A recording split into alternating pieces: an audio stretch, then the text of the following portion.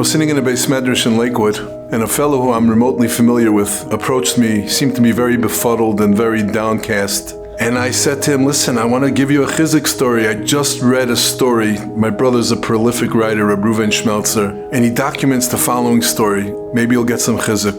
A lady who had unfortunately married a Eino Yehudi, her marriage was broken and she wanted to come back to the fold.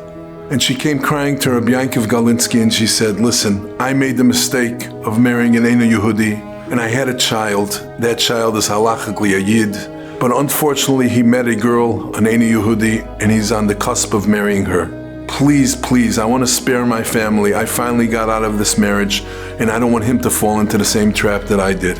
Rabbi Yankov meets with the young man, and he tells him the following. Did you ever hear of the Chofetz Chaim? He says, of course.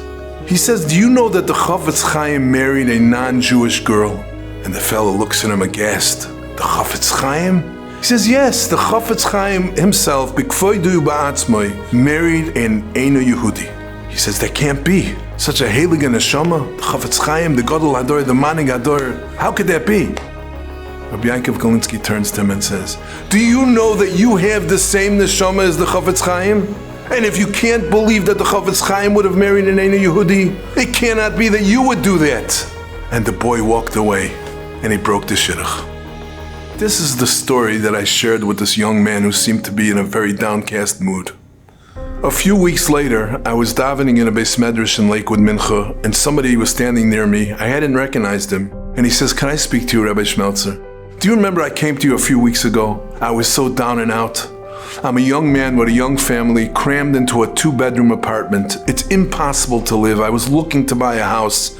And you know what the housing situation is in Lakewood to buy? I was totally outpriced from the market. I was bidding for a house and they outbid me and the price went way above.